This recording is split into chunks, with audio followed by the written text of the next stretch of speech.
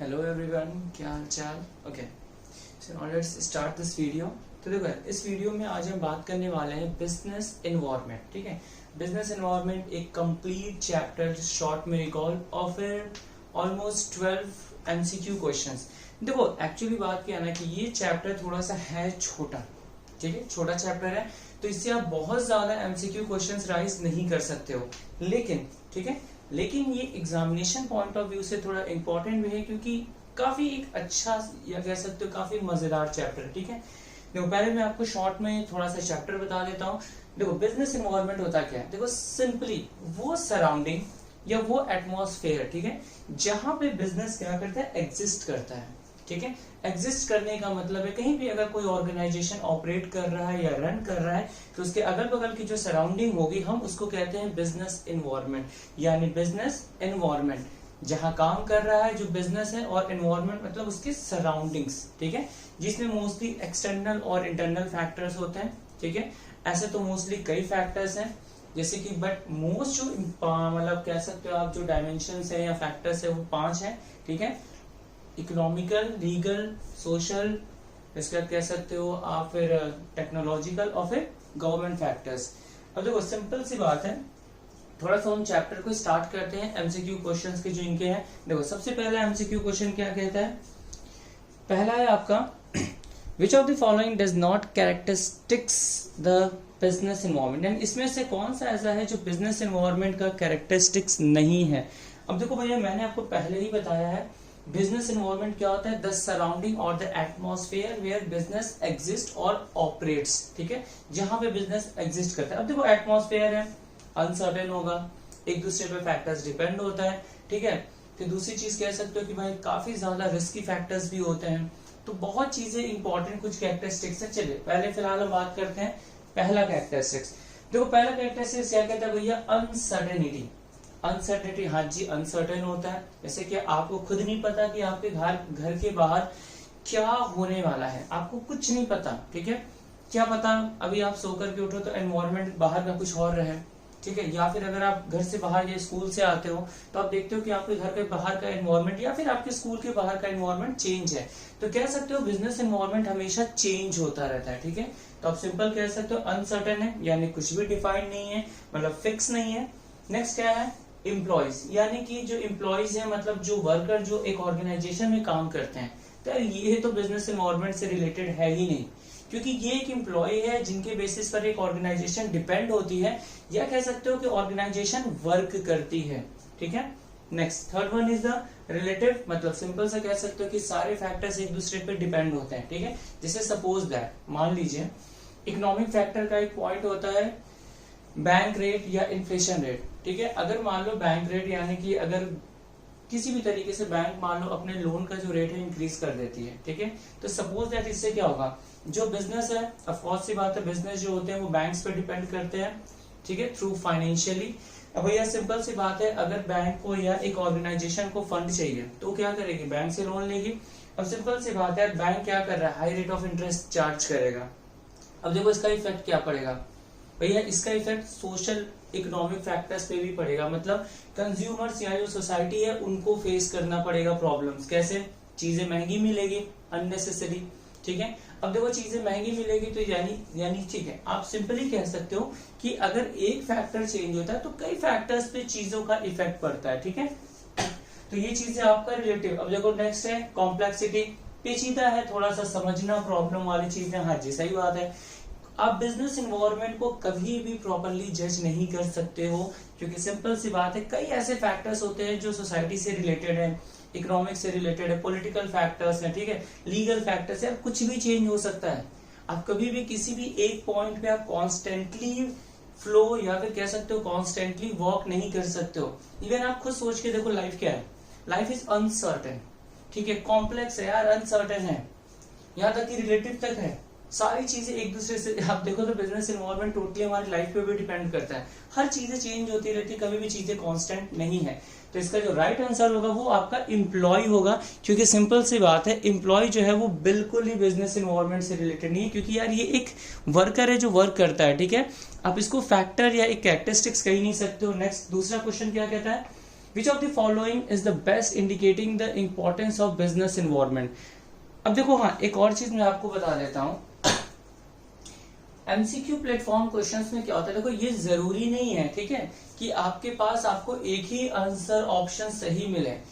कुछ ऐसे भी क्वेश्चंस होते हैं जिसमें जो ऑप्शंस होता है वो जो सही ऑप्शन होगा मोर देन वन भी हो सकता है, तो ये चीज आपको ध्यान में रखना है, ठीक है।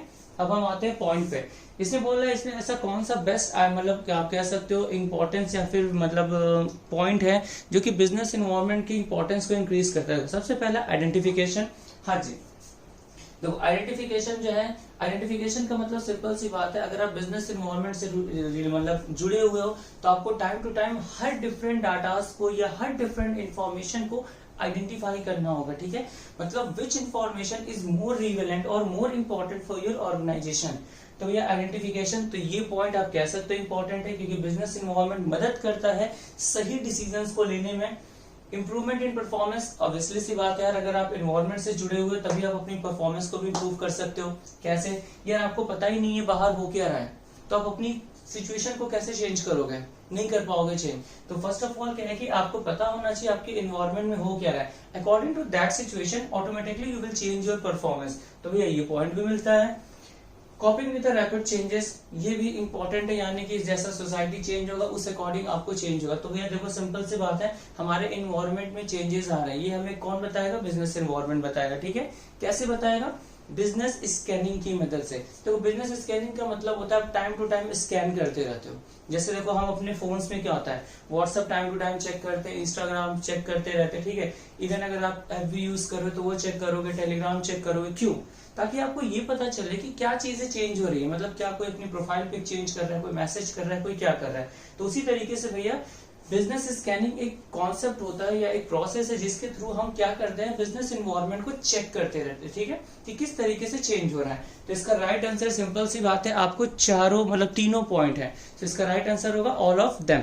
नेक्स्ट है आपका, which of the following is not an example of social environment. अब देखो सोशल एनवायरमेंट क्या होता है, सोशल मतलब सोसाइटी से रिलेटेड, ठीक है, मतलब वो एनवायरमेंट जो टोटली सोसाइटी पे डिपेंड हो या फिर सोसाइटी से रिलेटेड हो। जैसे सोसाइटी के कोई भी ऐसे फैक्टर जैसे कंज्यूमर का टेस्ट एंड प्रेफरेंस हो, या फिर अ ग्रुप ऑफ फैमिली है, या फिर अ ग्रुप ऑफ सोसाइटी है, ठीक है। यानी सिंपल से याद रखना, अगर हमारी सोसाइटी से रिलेटेड कोई भी पॉइंट है तो सोशल आ जाएगा इन्वायरमेंट में। नेक्स्ट आता है आपका पॉलिटिकल। पॉलिटिकल इन्वायरमेंट भी देखो 5 ऐसे मेन फैक्टर्स होते हैं, ठीक है, मैं पांचों आपको एक बार शॉर्ट में डिस्कस कर ले रहा हूँ। सोशल यहाँ पे दिया है तो मैं सोशल की बात कर लेता हूँ। देखो सोशल फैक्टर्स क्या होता है, वो फैक्टर जो कि टोटली हमारे सोसाइटी से रिलेटेड है, ओके। इकोनॉमिक फैक्टर जो कि टोटली हमारे इकोनॉमिक फैक्टर से रिलेटेड होता है, जिसमें हमारा बैंक रेट हो जाएगा, ठीक है, इन्फ्लेशन हो जाएगा, यानी कि बैंक से रिलेटेड या फिर कह सकते हो इकोनॉमी से रिलेटेड सारे फैक्टर्स। फिर एक है आपका लीगल। लीगल मतलब कि जो कह सकते हो टाइम टू टाइम जो गवर्नमेंट अपनी पॉलिसी मतलब गवर्नमेंट जो चीजें चेंज करती रहती है for the welfare of society, ठीक है, सोसाइटी के वेलफेयर के लिए जो गवर्नमेंट चीजें चेंज करती है उस अकॉर्डिंग आप चलोगे, वो आपका सोशल फैक्टर है। पॉलिटिकल फैक्टर जिसमें वो फैक्टर जो कि बिजनेस को अफेक्ट करता है बिकॉज ऑफ पॉलिटिशियंस, ठीक है, यानी पॉलिटिकल पार्टीज की वजह से भी चीजें कई बार चेंज होती हैं या फैक्टर्स अफेक्ट करते हैं। जैसे हमारा इलेक्शन हो जाए या फिर भाई ठीक है इलेक्शन हो रहा है, या फिर जैसे अगर मान लीजिए कोई पॉलिटिशियन किसी पर्टिकुलर एरिया में आने वाला है तो ऑटोमेटिकली क्या होगा, उस एरिया में जो बिजनेस होता है थोड़ा सा अफेक्ट कर जाता है, ठीक है। तो पॉलिटिकल फैक्टर्स भी कह सकते हो, लीगल हो गया, सोशल हो गया, ठीक है, इकोनॉमिकल हो गया, और फिर एक लास्ट वन आता है आपका टेक्नोलॉजिकल, मतलब हमारे टेक्निक से रिलेटेड। टेक्निक का मतलब होता है कॉन्सेप्ट या फिर वे जिसके जरिए हम प्रोडक्शन करते हैं, ठीक है। अब देखो सोशल इन्वायरमेंट क्या होता है, सोशल इन्वायरमेंट का मतलब सिंपल सा एक चीज है जो सोसाइटी यानी कि फैमिली हो या फिर कोई इंडिविजुअल कंज्यूमर से रिलेटेड मतलब सोसाइटी से रिलेटेड। देखो पहला money supply in an economy, money supply in an economy ये इकोनॉमिक फैक्टर आ जाता है। कंज्यूमर प्रोटेक्शन एक्ट ये लीगल मतलब फैक्टर में आ जाता है। The constituency of a country यानी कि जो देश के संविधान से, ठीक है, तो इसको भी आप कह सकते हो एक तरह से लीगल इन्वायरमेंट यानी कि जो हमारी कंट्री की चीज है। कॉम्पोजिशन ऑफ अ फैमिली मतलब कि ग्रुप ऑफ अ फैमिली है लोगों की थिंकिंग, तो जी ये जो इसका राइट आंसर है वो आपका डी वाला होगा, ठीक है। चौथा है आपका end of the licence permit quota Raj, यानी भैया देखो ऐसा इन चारों में से कौन सा है जिसने लाइसेंस की चीजों को रद्द की। अब देखो मैं बता दूं ये पॉइंट है किससे रिलेटेड, एक न्यू इकोनॉमिक रिफॉर्म या पॉलिसी आई थी 1991 की, ठीक है, जिसमें मोस्टली 3 फैक्टर्स को लाया गया था, LPG, लिबरलाइजेशन, प्राइवेटाइजेशन, ग्लोबलाइजेशन। ठीक है, अब मैं ये तीनों फैक्टर्स आपसे डिस्कस कर लेता हूँ। देखो, लिबरलाइजेशन का मतलब होता है, सिंपल सी बात है, बिना लाइसेंस, बिना परमिट के you can do anything what ever you want, लेकिन लीगल होना चाहिए, इनलीगल चीजें नहीं। जैसे आप ड्रग्स का वेपन नहीं कर सकते, मतलब ड्रग्स का बिजनेस नहीं कर सकते हो, या फिर कह सकते हो आप कोई इंसानों से रिलेटेड आप बिजनेस नहीं कर सकते हो। मतलब simple if you talk about, you can do anything जो कि लीगली हो, जिसको गवर्नमेंट मतलब परमिशन देता हो। ठीक है, बट बिना लाइसेंस के आप जो भी प्रोडक्शन करोगे उसका डिसीजन आप खुद से ले सकते हो। There is no need of कि आप गवर्नमेंट इंटरफेयर बिल्कुल नहीं उसमें करेगी। ये था आपका कुछ लिबरलाइजेशन। देखो, अगर आपको डिटेल में चैप्टर्स देखना है तो मेरे वीडियोस भी इस चैप्टर के पड़े हुए हैं यूट्यूब पे। ठीक है, तो आप डिटेल्स में भी देख सकते हो। अदरवाइज देखो, एमसीक्यू क्वेश्चंस के लिए आपके पास बुक की नॉलेज होना जरूरी है। ठीक है, नेक्स्ट आता है आपका प्राइवेटाइजेशन। प्राइवेटाइजेशन का मतलब सिंपल क्या था भैया, प्राइवेट सेक्टर के हाथों में पब्लिक सेक्टर को सेल किया जाना। देखो, गवर्नमेंट ये देख रही थी कि यार कि पब्लिक सेक्टर जो है वो ज्यादा इनकम नहीं कर पा रही है, तो गवर्नमेंट ने ये सोचा कि क्यों ना कुछ पर्टिकुलर सेक्टर्स को छोड़ करके बाकी जितने भी पब्लिक सेक्टर्स है उनको हम प्राइवेट सेक्टर्स के हाथों में सेल कर दे। ठीक है, लास्ट वन था आपका जी, मतलब ग्लोबलाइजेशन। भैया ग्लोबलाइजेशन मतलब बाहर से लोगों को इनविटेशन दे दिया जाए। भैया अगर कोई कंट्री है जो हमारे इंडिया में इन्वेस्टमेंट करना चाहे या इंटरेस्टेड है प्रोडक्शन में या पैसा इन्वेस्ट करने में, तो भैया फ्री हो, आप आइए हमारे यहाँ पैसा इन्वेस्ट कीजिए। ठीक है, ये था ग्लोबलाइजेशन। अब हम आते हैं अपने पॉइंट पे। देखो, चौथा क्वेश्चन क्या कहता है, end of a licence permit quota Raj, यानी कि सिंपल सी बात है। देखो, पहला है आपका एग्जाम्पल, ठीक है, डिमोनेटाइजेशन मतलब नोटबंदी। तो यार ये तो कोई मतलब हुआ ही नहीं, और नोटबंदी के बारे में आप सभी को पता है, इसमें 500 और 1000 रुपए के करेंसी के नोट्स को गवर्नमेंट के द्वारा टोटली बैन किया गया, और फिर उसके बदले 500 का नया नोट और 1000 रुपए की जगह 2000 का नया नोट गवर्नमेंट ने इशू किया पब्लिक के लिए। प्राइवेटाइजेशन मतलब कि सिंपल सी बात है, प्राइवेटाइजेशन भी नहीं होना है आपको, मैंने बताया लिबराइजेशन, ग्लोबलाइजेशन। तो वैसे तो इसका राइट आंसर लिबराइजेशन होगा, क्योंकि अभी मैंने आपको बताया लिबराइजेशन का मतलब सिंपल एक चीज होता है कि भैया बिना लाइसेंस परमिट के आप बिजनेस कर सकते हो। ओके, चलिए अब आगे बढ़ते हैं। देखो, थोड़ा सा आपको एक चीज ध्यान रखना होगा। देखो, क्वेश्चंस आपको और भी ज्यादा एमसीक्यू मिल जाएंगे आपके बुक्स में, बट ठीक है, आपको अदर बुक्स में भी मिल जाएंगे। ठीक है, तो कोशिश ये करना है कि हर क्वेश्चंस को आपको कवर करना है विथ कॉन्सेप्ट। ठीक है, और देखो प्लीज वीडियो को पूरा देखना, क्योंकि हाँ, क्वेश्चंस टोटल मैक्सिमम मैंने 12 क्वेश्चंस मैंने कवर किया है, और कोशिश किया है कि इन 12 क्वेश्चन से आपका एक चैप्टर भी रिकॉल हो जाए विथ एमसीक्यू क्वेश्चंस। ठीक है, अब देखो क्वेश्चन क्या कहता है अगला हमारा, लिबराइजेशन का मतलब क्या होता है। अब देखो भैया, मैंने आपको पहले ही बताया लिबराइजेशन का मतलब बिना कंट्रोल के, रिस्ट्रिक्शंस के, बिना लाइसेंस के आप बिजनेस कर लो। तो क्या कुछ ऐसी चीज है, जरा खोजते हैं। पहला क्या कहता है, इंटीग्रेशन अमंग द इकोनॉमी, ये तो हो ही नहीं सकता। दूसरा, reducing the government control and the restriction, देखो आपको बी आंसर ही राइट वन मिल गया। आगे बढ़ लेते हैं, policy of a plan disinvestment, तो ये आपका सिंपल सी बात है प्राइवेटाइजेशन का है, तो इसका कोई मतलब ही नहीं है, तो आपका बी वाला राइट आंसर है। Next, which of the following does not explain the impact of a government change policy on a business and industry। अब देखो, ये क्वेश्चन आपका रिलेट करता है लास्ट वाले पॉइंट से, यानी इस चैप्टर का एक लास्ट पॉइंट है, फैक्टर्स या फिर क्या इम्पैक्ट पड़ा हमारे इंडियन इकोनॉमी में जो नई इकोनॉमिक पॉलिसी आई थी एलपीजी। ठीक है, तो उसमें देखो कई चीजें थी।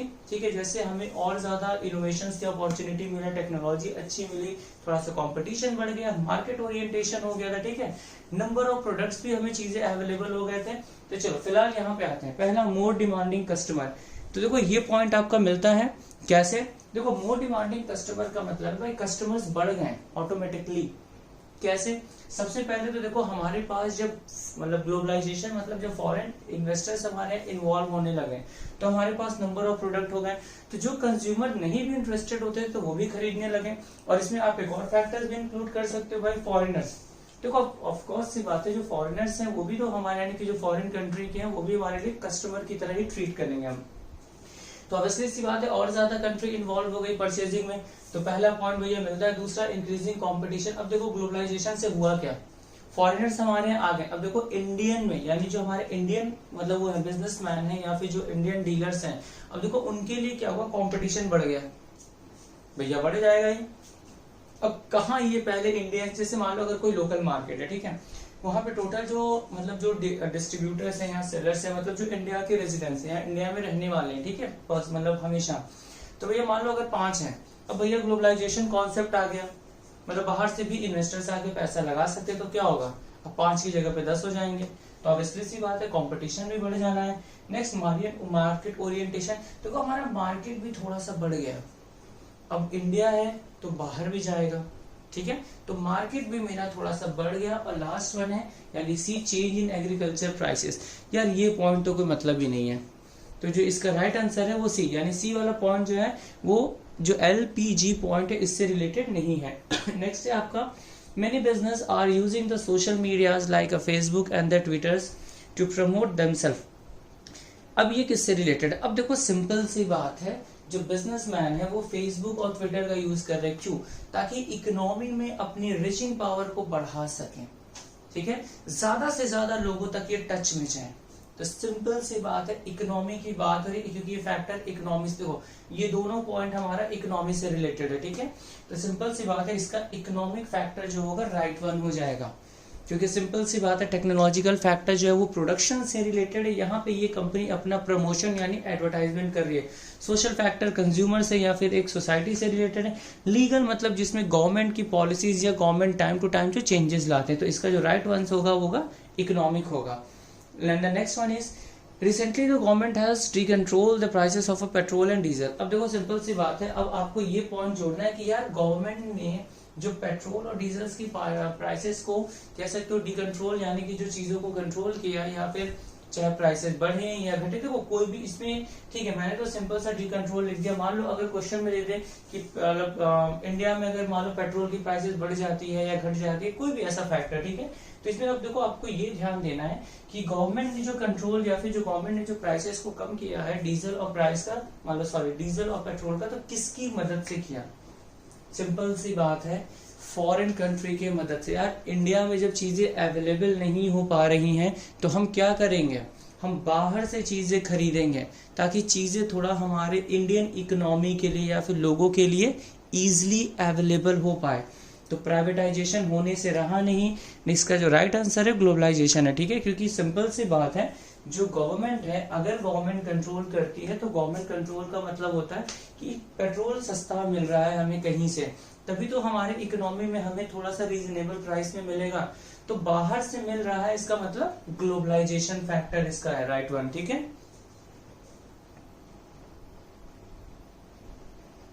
Okay, now let's talk about the last few questions, ठीक है, ये लास्ट फ्यू क्वेश्चंस हैं। देखो जिसमें पहला क्वेश्चन आपका क्या है, मतलब जो 9th क्वेश्चन है, इन्फ्लेशन रेट या इंटरेस्ट रेट या फिर वैल्यू ऑफ अ रुपी या फिर स्टॉक मार्केट, ये सारी चीजें किससे रिलेटेड। देखो मैंने भी आपको स्टार्टिंग में बताया था, कोई भी ऐसा फैक्टर जो कि पूरे इकोनॉमी को इफेक्ट करे, यानी कह सकते हो आप बिजनेस भी आ जाए, हाउस होल्ड भी आ जाए, या इवन उस कंट्री की गवर्नमेंट भी आ जाए, ठीक है, तो इन्फ्लेशन रेट, इंटरेस्ट रेट, ये इकोनॉमिक फैक्टर से रिलेटेड साफ साफ है, मैंने आपको स्टार्टिंग में ही बोला है। तो भैया इसका जो राइट आंसर होगा आपको इकोनॉमिक फैक्टर हो जाना है, इसमें ज्यादा कुछ वो आपको सोचना ही नहीं है। Next, the sum total of all individuals and the institutions and the other forces that are outside the control of a business firm, इसको क्या कहते हैं, यानी वो सारे फैक्टर्स जो कि चाहे कोई अकेला हो, इंडिविजुअल हो या इंस्टीट्यूशनल हो, या फिर ये सारे फैक्टर जो कि बिजनेस के कंट्रोल के बियॉन्ड होते हैं और ये बिजनेस के आउटसाइड हैं। देखो मैंने आपको चैप्टर के स्टार्टिंग में कुछ मीनिंग बताया था बिजनेस एनवायरनमेंट का। बिजनेस एनवायरनमेंट का मतलब क्या होता है, वो फैक्टर्स जो बिजनेस के सराउंडिंग में या फिर जिसमें बिजनेस कंट्रोल करता है, मतलब बिजनेस रेगुलेट करता है, ठीक है। देखो ये फैक्टर्स वो होते हैं जो कि बिजनेस के कंट्रोल में नहीं होते हैं, लेकिन बिजनेस चाह के भी, यानी जो बिजनेसमैन है उसे चाह के भी उन फैक्टर्स को चेंज नहीं कर सकता। तो भैया देखो ये सीधा सीधा मीनिंग है बिजनेस एनवायरनमेंट का, ठीक है। फाइनेंशियल मैनेजमेंट मतलब कि सिंपल सी बात है, वो मतलब कह सकते हो ऑर्गेनाइजेशन या वो अकाउंटिंग बुक जो कि फाइनेंस या फिर मनी से रिलेटेड चीजों को रिकॉर्ड करता है, तो ये होने से रहा नहीं। मार्केटिंग मैनेजमेंट का मतलब होता है जो मोस्टली 4 P's होते हैं या फिर एक प्रोडक्ट को डील करने से रिलेटेड चीजें इसमें आती हैं। इकोनॉमिक इन्वायरमेंट आपको पता है क्या होता है, जो कि इकोनॉमिक फैक्टर्स होते हैं जो कि पूरे इकोनॉमी को इफेक्ट करते हैं, ठीक है। तो ये इसका जो राइट आंसर है, ये सीधा सा सीधा बिजनेस एनवायरनमेंट का ये मीनिंग है, ठीक है। तो इसमें ज्यादा आपको कंफ्यूज नहीं होना है। And the next one is custom and the traditions, value, social trends and the society expectations for the business. अब देखो भैया इसमें साफ साफ आपको लग रहा है सोसाइटी से रिलेटेड है, तो भैया इसका राइट आंसर सीधा है सोशल इन्वायरमेंट हो जाना है। देखो ये सारी चीजें मैंने एक से ज्यादा चीजें लिखी हैं, याद ध्यान देना, ठीक है।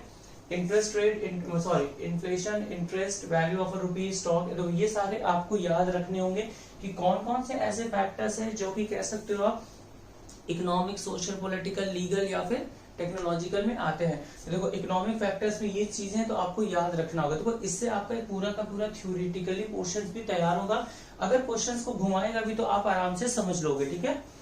अब देखो इसमें इंडिविजुअल फैक्टर्स या कोई इंस्टीट्यूशन जो बिजनेस के कंट्रोल के बाहर है, तो ये बिजनेस इन्वायरमेंट हो गया। अब देखो यहाँ पे भी कस्टम या traditions, value, social trends and society expectations, ये सोशल है। अब देखो ये भी इसमें कुछ आ रहा है आपका एक साइंटिफिक इंप्रूवमेंट या फिर innovation for the new ways of producing the commodity, यानी गुड्स एंड सर्विसेज, ठीक है।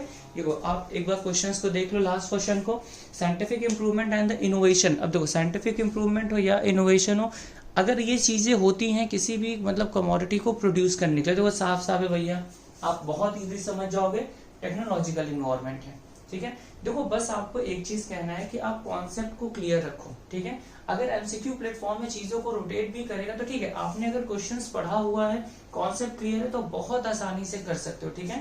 तो देखो वीडियो को थोड़ा सा प्लीज मतलब प्रॉपरली देखो, चीजों को समझो। हाँ, इससे पहले मैं एक चीज जरूर कहूंगा कि आपको बुक के यानी कि चैप्टर का थोड़ा नॉलेज होना चाहिए, ठीक है। आप डायरेक्ट एमसीक्यू लगाने लगोगे तो आपको प्रॉब्लम होनी है।